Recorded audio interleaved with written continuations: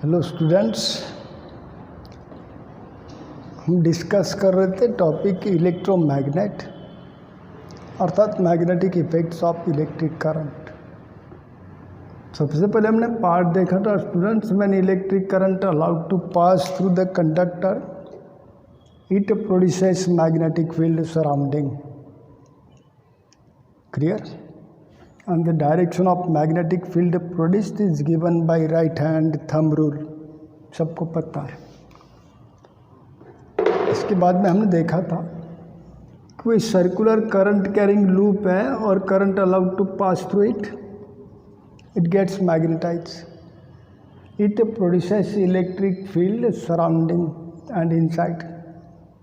और ये भी पता था कि direction of flow of current if anti clockwise it produces north polarity of magnetic field at that face, and the direction of current passing through the circular loop if clockwise it produces south polarity there। मतलब एक ही circular loop आपके पास होगा तो उसके एक face पे north polarity, opposite side के face पे साउथ पोलैरिटी। और हमने बोला कि north pole and south pole if separated at a finite distance between them that one as a electric dipole. तो आपका circular loop as a electric dipole work करता है, ध्यान में रखो। फिर हमने देखे थे man what is mean by solenoid. तो पता है number of turns of insulated metallic wire wounded on a long cylindrical pipe made up of non-conducting material, that one called as the solenoid. And when electric current allowed to pass through the solenoid, it gets magnetized, अर्थात it produces magnetic field inside, surrounding magnetic field negligible होता है। और हमने बोला जिस end of A solenoid पे direction of flow of current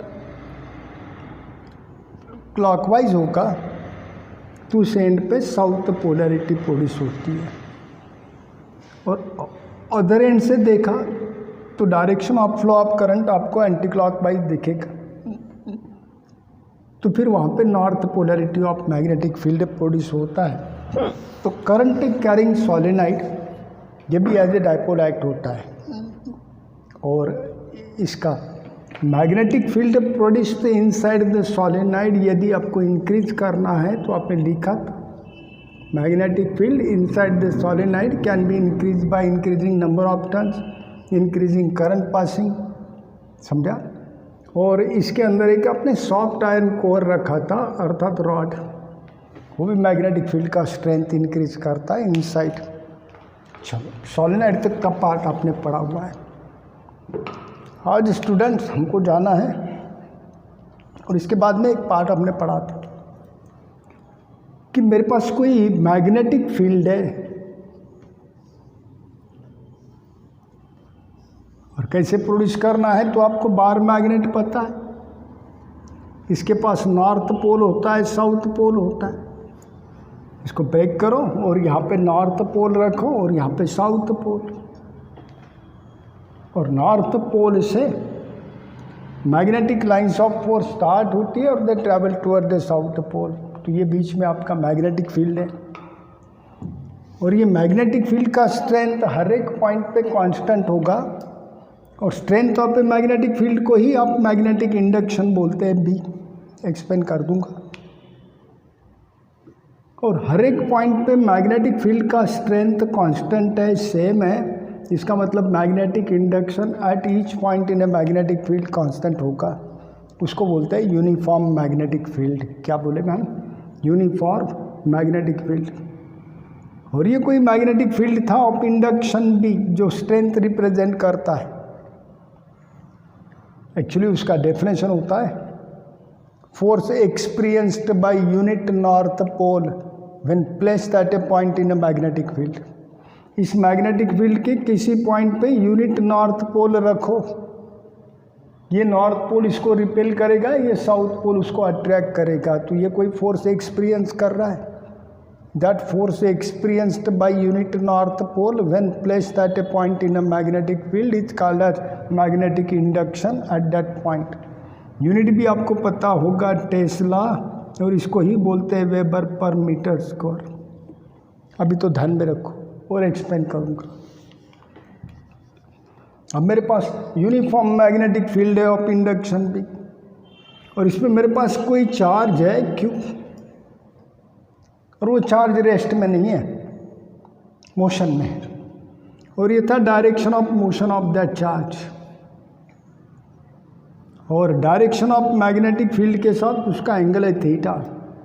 तो ये चार्ज पार्टिकल फोर्स एक्सपीरियंस करता है, and the magnitude of force experienced by that charge particle is given by BQV sin of theta.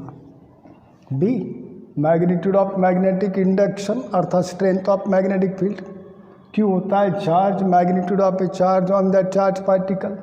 V होता है उसका speed, और theta होता है angle between the direction of motion, मतलब velocity and direction of magnetic field. तो कोई भी moving charge in a magnetic field force experience करता है, हमने डिस्कस किया हुआ है, that one is the Lorentz force. फिर मेरे पास in place of moving charge कोई कंडक्टर है, और ये करंट कैरिंग कंडक्टर था जिसको मैंने मैग्नेटिक फील्ड में सस्पेंड किया हुआ है। अब भाई इसमें से करंट सपोज इस डायरेक्शन में फ्लो हो रहा होगा, तो अपोजिट डायरेक्शन में कौन फ्लो हो रहा होगा? Negatively charge particles, electrons. और इस पूरे लेंथ का length of a conductor equal to L support. समझ आया? गुड। अब हमको बताओ, ये हर एक इलेक्ट्रॉन चार्ज पार्टिकल हो गया, मोशन परफॉर्म करता है इन यूनिफॉर्म मैग्नेटिक फील्ड। और कोई charge particle uniform magnetic field में अगर मोशन परफॉर्म करता है तो वो फोर्स एक्सपीरियंस करता है BQV साइन थीटा। यहाँ पे direction of velocity of this charge particle and direction of magnetic field perpendicular to each other, तो यहाँ पे थीटा होगा 90, तो फोर्स एक्सपीरियंस्ड होगा F equal to BQV sine of 90।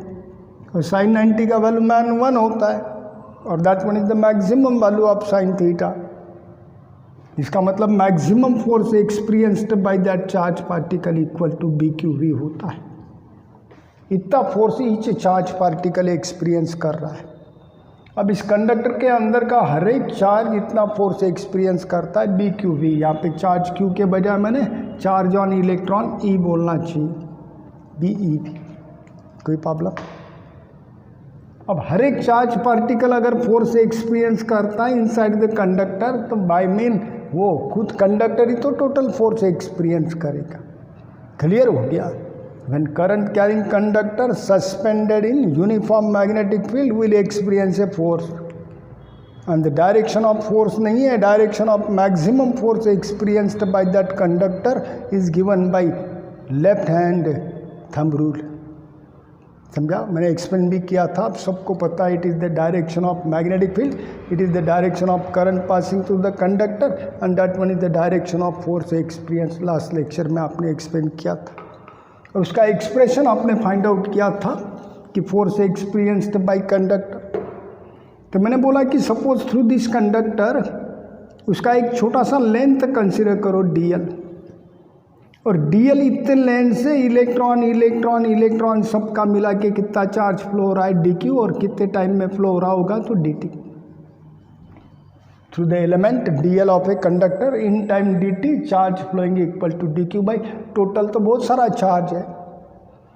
इस कंडक्टर के एक छोटा सा लेंथ कंसिडर करो DL, और उसमें से भी तो ये इलेक्ट्रॉन्स फ्लो हो रहे हैं, तो DL इतने लेंथ में से DQ इतने टाइम में कितना चार्ज फ्लो हो रहा था सपोज DQ। तो force experienced by that charge का फार्मूला अगर फाइंड आउट करना है तो आपके पास फार्मूला क्या होता है? F इक्वल टू BQV, है कि नहीं?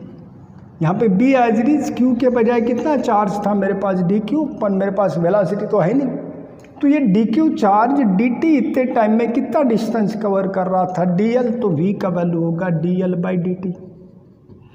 तो ये होगा मान B DQ और DL बाई DT, यानी क्या हो गया था वेलोसिटी, पर मैं इसको रीअरेंज करता हूँ तो दिस इक्वल टू B, और यहाँ पे होगा DQ बाई DT, और यहाँ पे होगा DL। B as it is और DQ by DT rate of flow of charge यानी कि करंट होता है, और इनटू में DL हो गया। इसका मतलब ये डीएल एलिमेंट से डी क्यू इतना चार्ज फ्लो हो रहा है, तो वो चार्ज कितना फोर्स एक्सपीरियंस करता होगा, मैं एफ के बजाय डी एफ बोल देता हूँ, B I D L.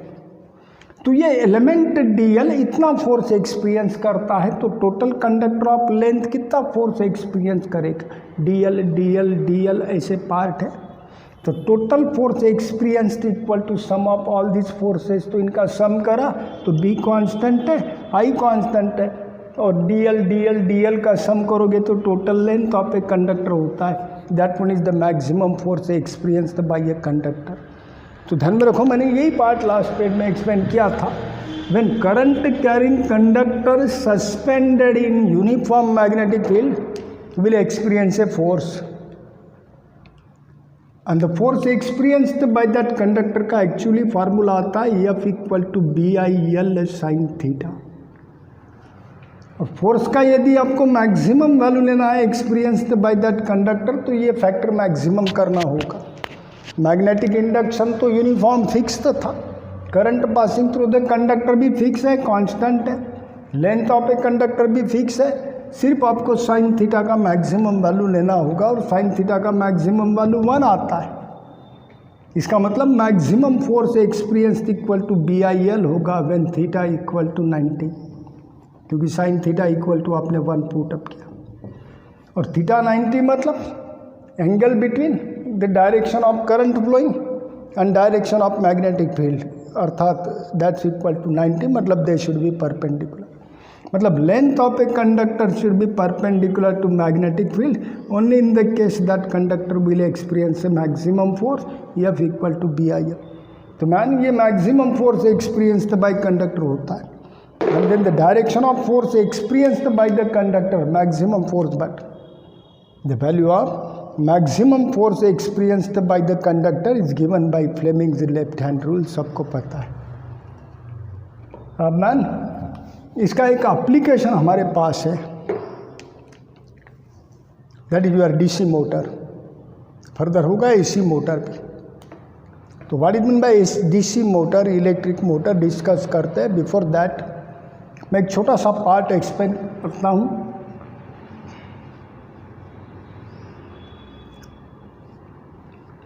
Torque अर्थात quantity responsible for the rotation of an object.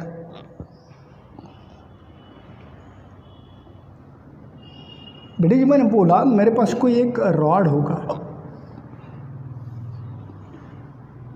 Suppose ये पेन है, और इसको हमको रोटेशन में रखना है, तो क्या मैं ऐसा करूं, इसको एक फोर्स इधर अप्लाई करता हूं और एक फोर्स यहाँ पे अप्लाई करता हूं, और ये रोटेशन परफॉर्म करती है। Clear?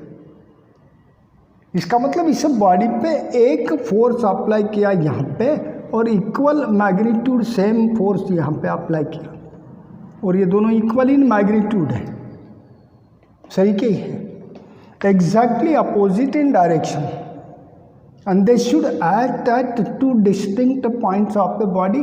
In that case your body performs rotational motion. ये आपका पेन ऐसे घूमने लगेगा, रोटेशनल मोशन परफॉर्म करेगा, समझा?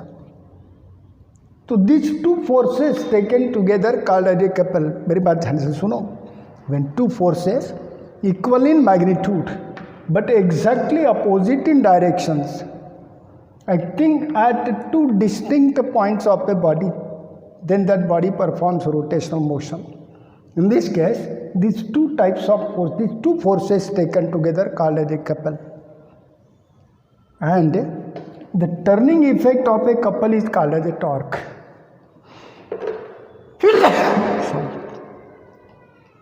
तो किसी बॉडी पे जब ऐसे दो फोर्सेस कपल एक्ट होता है तो आपका बॉडी रोटेशन परफॉर्म करता है, and the turning effect of a body that one called as a torque. Actually torque is the responsible, मतलब couple is the responsible, ध्यान में रखो। ऐसा जब couple, उसका मतलब such type of two forces किसी बॉडी पे एक्ट होते हैं तब आपका बॉडी रोटेशन परफॉर्म करता है, ध्यान में रखो। अब चलते हैं डीसी मोटर की बात करते हैं।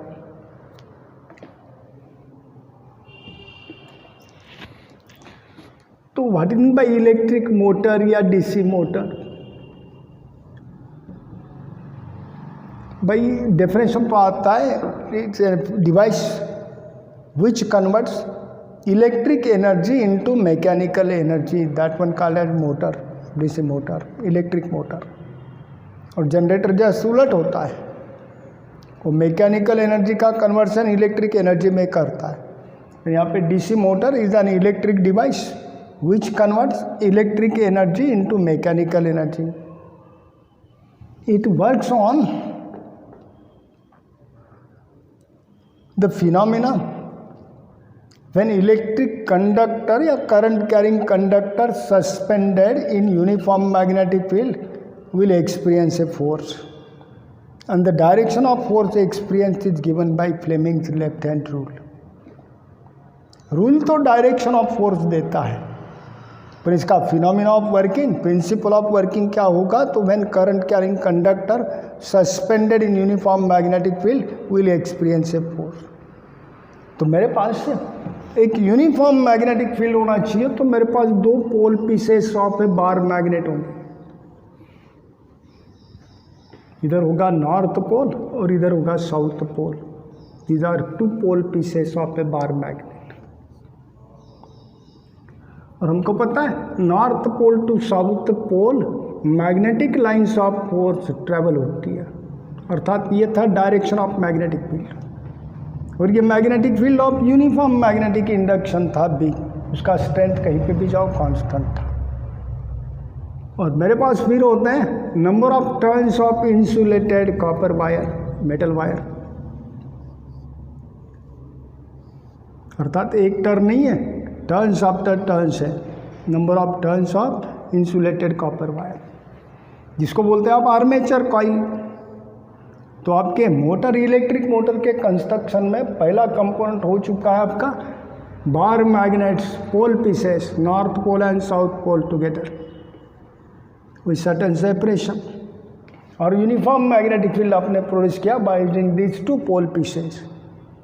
Number of turns of insulated copper wire, किसी फ्रेम पे वाउंड करते हैं rectangular coil, and that one suspended in this uniform magnetic field, अर्थात with the help of axle and so on।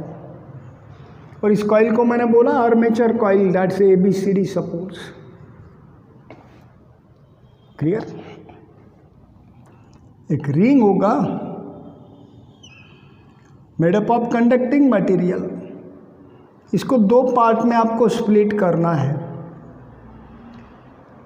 एक को X बोलो, दूसरे को Y बोलो, और इनको मैं बोलूँगा अभी स्प्लिट रिंग्स। तो two split rings X and Y are fixed at the ends of armature coil. ये आर्मेचर कॉइल के दोनों एंड है, दोनों टर्मिनल है, स्प्लिट रिंग्स को कनेक्ट करना है X एंड Y। क्लियर? अब ये दोनों स्प्लिट रिंग्स कोई कार्बन के ब्लॉक है रेक्टेंगुलर, जिनको ब्रश बोलते हैं, B1 and B2। These two split rings are kept in contact with carbon brushes B1, B2, and then potential difference is applied, मतलब सेल और battery is connected across two brushes B1, B2। तो ये positive negative कोई battery होगा। ये होता है आपका circuit diagram of DC motor, electric motor. Explain करते हैं, पहला पार्ट तो आप लिखते हैं what is mean by electric motor या DC motor, device which converts electric energy into mechanical energy called as an electric motor. Principle of working, when current carrying conductor suspended in uniform magnetic field will experience a force. It is a principle of working. लिख सकते हैं नीचे में, direction of force experience is given, maximum force experience is given by Fleming's left hand rule. सामने जाता है construction पे, तो आप लिखोगे main components of DC motor या electric motor. Number first, two pole pieces, it consist of two pole pieces, that is north pole and south pole of a large magnet, they produce uniform magnetic field between them. Number two, second component armature coil, it consist of number of turns of thin insulated copper wire wounded on a rectangular frame, किसी frame पे wound किया हुआ है, and it is suspended in uniform magnetic field. तीसरा component होगा split rings, 2 split rings X and Y, एक ही ring के 2 पार्ट है एक्स एंड वाई, अर्थात वो कंडक्टिंग मटेरियल का होगा। 2 split rings X and Y are fixed at the ends of armature coil. Next component आता है carbon brushes B1 B2, 2 blocks of carbon, that is brushes B1 or B2 are kept in contact with the split rings X and Y. Last component potential difference या फिर cell या फिर battery, potential difference applied across 2 brushes B1 and B2। Man working देखते हैं in short.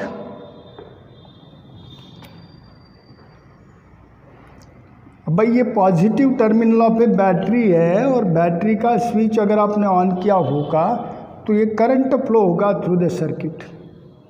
तो as potential difference applied across 2 carbon brushes B1 B2 there is flow of current I through the circuit.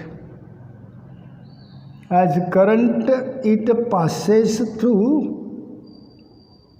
brush B1 to B2.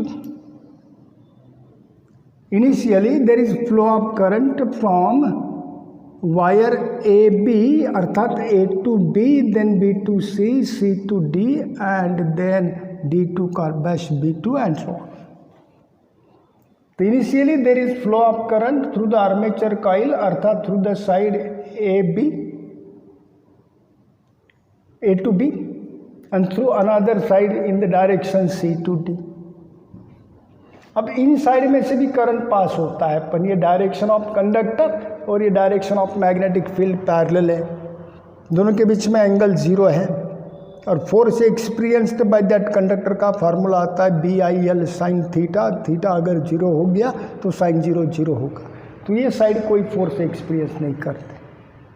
पर ये जो current pass हो रहा है through side AB perpendicular to direction of magnetic field, तो पक्के में side AB maximum force experience करेगा। फिगर की बात करें तो when there is flow of current through the armature coil, current passing through the side AB in upward direction, and as current passing through the coil upward है, ये direction of magnetic field है।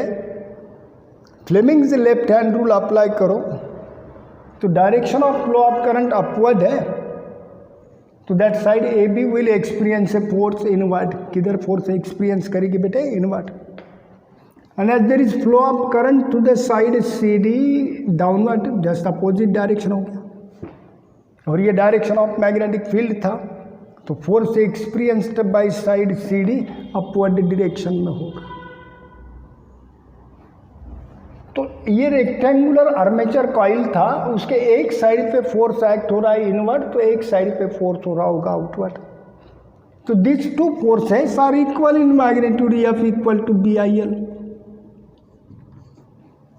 तो this 2 forces are equal in magnitude, exactly opposite in directions and acting at 2 distinct points of this armature coil, अर्थात यहाँ पे couple form हो गया और इस पे कपल एक्ट होता है तो ये रोटेशन परफॉर्म करता है, and that's why under the action of this couple that armature coil rotates, and when during its rotation it rotates through 180 degree. उसका कंप्लीट एक रोटेशन हो गया 180 डिग्री से। कितना बेटे? 180 डिग्री, समझे? और ये कॉइल 180 डिग्री से रोटेट होता है तो side AB replaced by CD and CD replaced by AB। Now अब आपका आर्मेचर कॉइल ऐसा हो जाएगा, यहाँ पे आ गया CD और यहाँ पे आ गया आपका AB। क्लियर? अब ये था आपका स्प्लिट रिंग X, ये था Y, ये था ब्रश B और यहाँ पे था ब्रश B2। अब यहाँ पे स्प्लिट रिंग Y होगा और यहाँ पे स्प्लिट रिंग X होगा।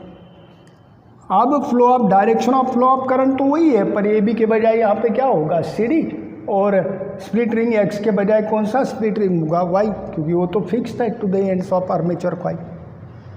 अब इस CD में से AB, अब ये DC जो है उसमें से करंट पास होता है इन अपवर्ड डायरेक्शन, और AB में से करंट पास होगा डाउनवर्ड डायरेक्शन। तो ये आपका जो DC या CD है वो फोर्स एक्सपीरियंस करेगा invert by Fleming's left hand rule. तो when that coil rotates through 180 degree, now side AB replaced by CD and CD by AB. Now there is flow of current through CD in upward direction.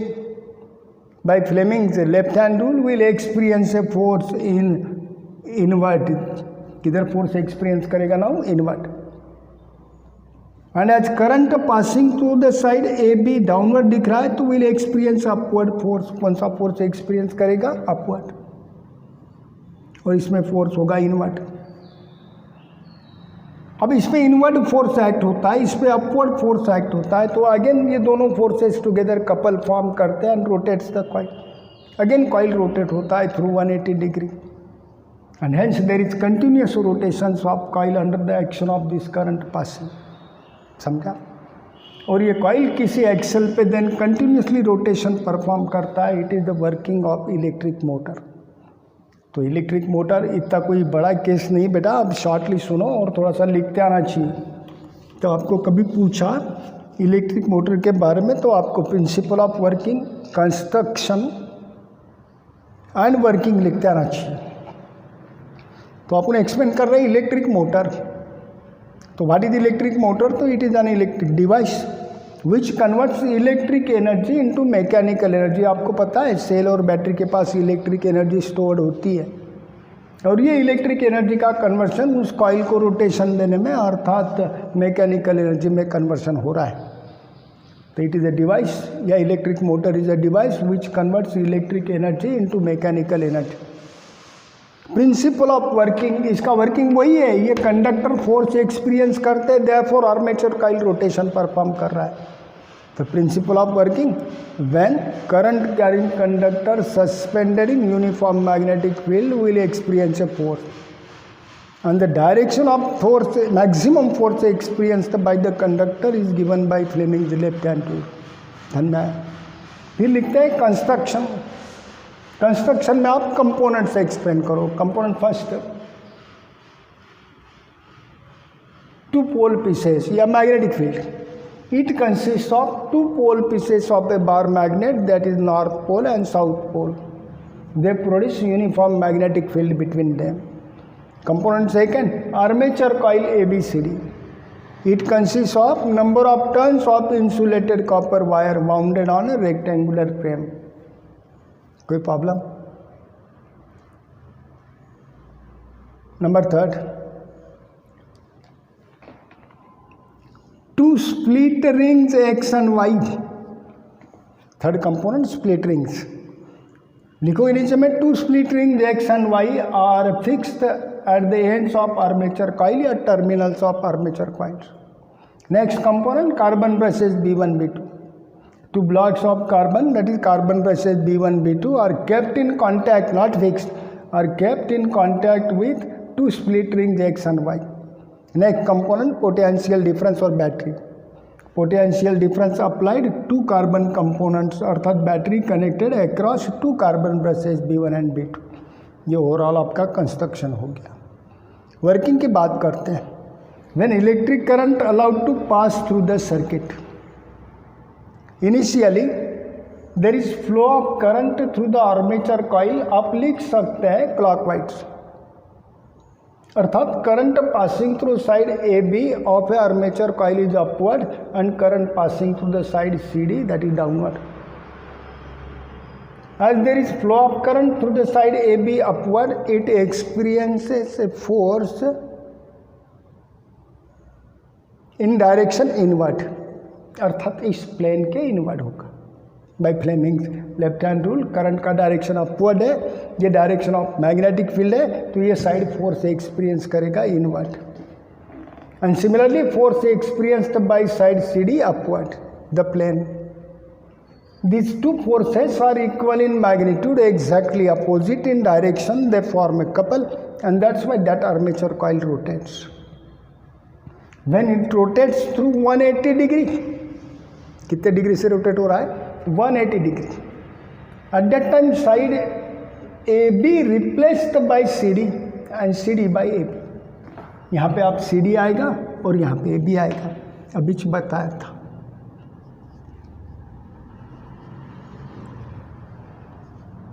Now there is flow of current through side CD in upward direction, and that's why we will experience a force inward.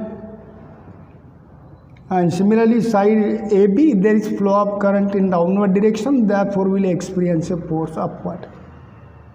Again these two forces taken together form a couple, and that's why that coil rotates again through 180 degree. And hence there is continuous rotations of this armature coil on an axle fixed. That is the working of electric motor. ये होता है students आपका electric motor. थोड़ा पढ़ाई करो और इसके बाद में मेरे पास पार्ट आता है जनरेटर। पहले इसके बारे में कुछ डिस्कशन करते हैं और कुछ इसके फिजिकल क्वांटिटीज एक्सप्लेन करते हैं। क्लियर? तो इतना पढ़ाई करो। चलो ऑल द बेस्ट।